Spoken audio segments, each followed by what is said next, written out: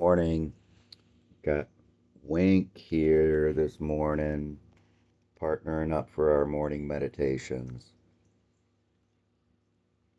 And we have Abstinence, Experience, Strength, and Hope from members of Overeaters Anonymous.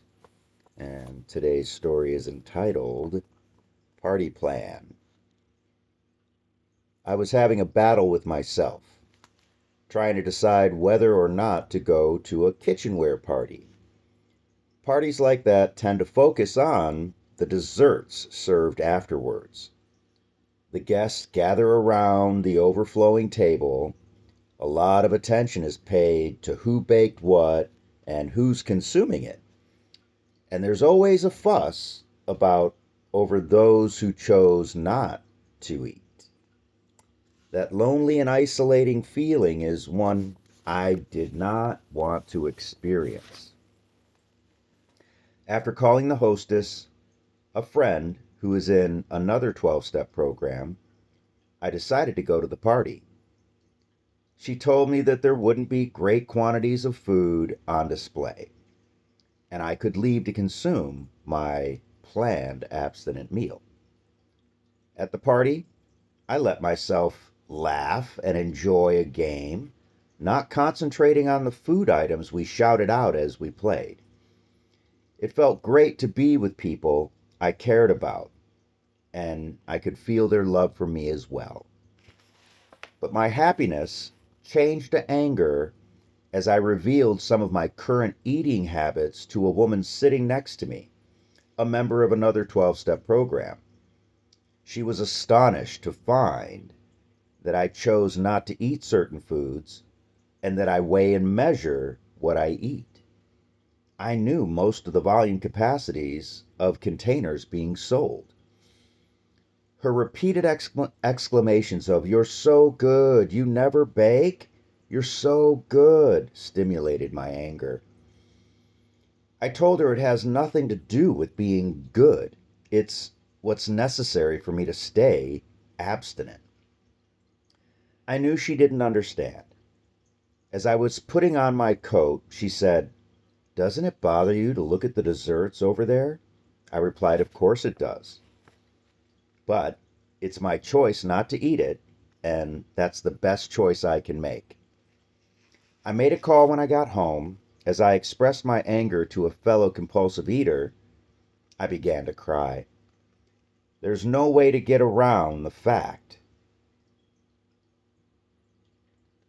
There's no way to get around the sense of loss I feel now that I'm abstinent. The sadness from missing food and the emptiness from feeling different are there. But as long as I feel those feelings and didn't pick up food, I'll make it through another day. I've worked hard to be blessed with this program that fills me with love. And if going through pain is what it takes to stay abstinent and in recovery and help others, then so be it. While taking my inventory that night, I recalled that this woman had made oblique references to her own problems with overeating. It may be that exclaiming over my lifestyle was a way of denying her own experiences with food. Who knows?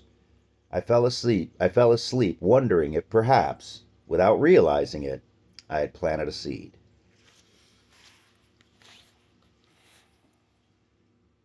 Now, when I first read this, I don't know, I had mixed thoughts. And,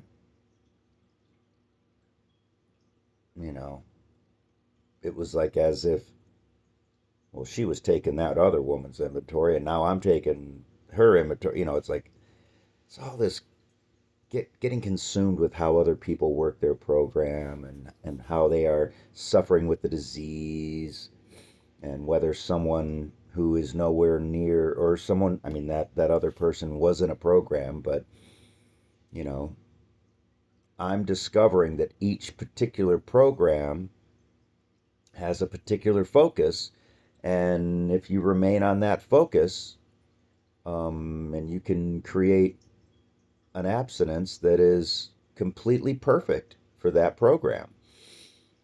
Um, and I'm slowly opening up to any and all 12-step programs if I need to focus in on that area of the disease. Um, Luckily, the program that I would call my home base program has the concept that it is the disease of addiction and that any mind and mood altering substance is what we abstain from. So that includes all symptoms of the disease. In my mind, that says any of the 12-step programs without any exclusivity. So, but the reason that I jump into the other programs' literature, like OA, for instance, um, is that there's only a few meetings that I can go into and really delve into what I'm experiencing with food addiction, with compulsive overeating, with sugar, um, and because it doesn't make sense for me to go deep into that aspect of my disease in a room full of newcomers trying to get off hardcore drugs and alcohol addiction. That really truly needs to be the focus in those rooms. Um, so I'm an old timer in those rooms, right? I got 29 years clean and sober. And, you know, so when I'm in those rooms, I'm there to help those newcomers. And when I need to focus in on the area of my disease that is very specific around food, and I am full blown food addict. I've been overeating, over consuming since, I mean, I see those little TikTok videos of little babies, and the first time they eat ice cream and their face just goes, you can just see it in them. It's like, wow. So, did I have that kind of a response the first time, I was taken to a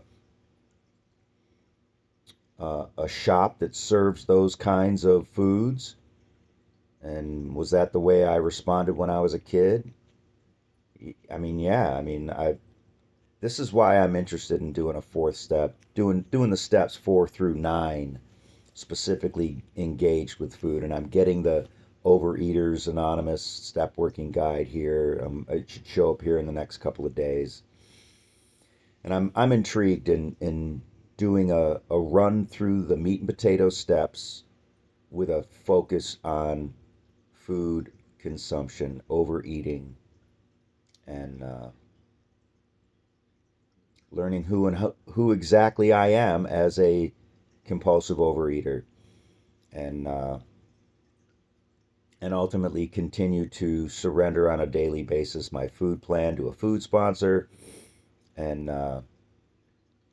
to do this program. I mean, I'm gonna I'm gonna finish doing up this morning thing, and I'll do it a meeting. I've been attending meetings. At the beginning of the year, I was just doing these readings and doing these videos, and I felt good for like a solid month and a half, and didn't feel any. I mean, I was abstaining. I was not eating in between 3 meals. I wasn't worried about too much about the particulars of those 3 meals. I just was exploring this concept of no eating in between meals. And I don't think I had ever done that before. The time that I experimented with OA 20 years ago, I didn't really. I mean, that was my struggle, is that I didn't really understand and explore a true abstinence plan. I was trying to figure out food plans, and do I eat this or do I eat that, or do I weigh and measure, and all the particulars, and I think at that time they were handing out literally specific food plans to start to follow. Anyways, it doesn't matter what happened 20 years ago. Um, Today I am exploring 100% the simplicity of the Roseanne explanation of abstinence for OA in the first story in this book, so that's going to be an anchor for me just for today, but probably for the rest of my life. Um, and I hear in many of these stories after story is the idea of making abstinence the most important thing in my life just for today. And today I'm doing that. I'm doing my morning dew. I got Winky here working the meditation with me. She's still here. There she is. And I'm going to go to a 9 o'clock meeting, and then I'm going to take care of some responsibilities for today. Today is the beginning of tax day. I'm going to put together my documents, and and I'm going to buy the whatever that tax stuff is from work, and get that going, get that rolling, get that, so the goal on that will to be 100% get it clean and completed and submitted by the end of this week.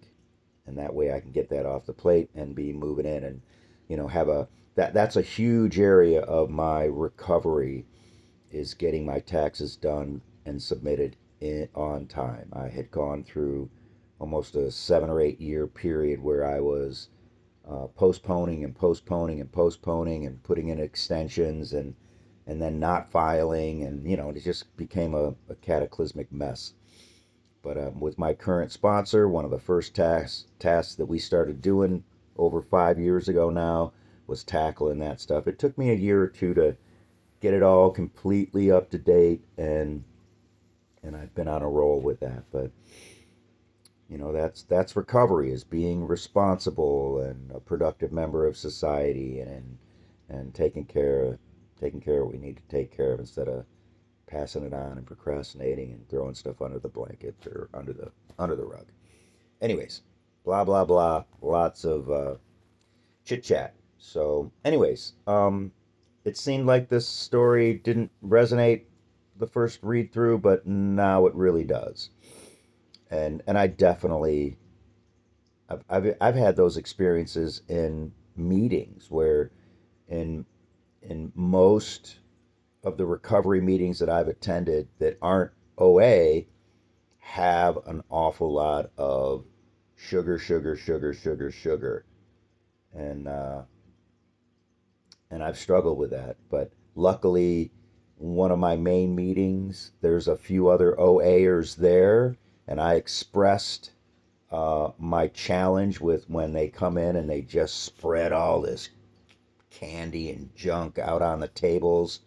It was becoming a thing, and it was right at the beginning of this year, where I was tackling this, and I just brought it up, and several people, they literally had a group conscious meeting and said, let's take that off of the main table, put it off over to the side, so if anybody wants to choose to partake in that stuff, much like the reading here over the dessert table, then it would be off to the side. And you would literally have to physically go up to the junk food table. And so that's been a great change. Um, anyways, geez, have a great day. Have an abstinent day. Maybe I'll share at the meeting. Sounds like I got a lot to talk about. Bye.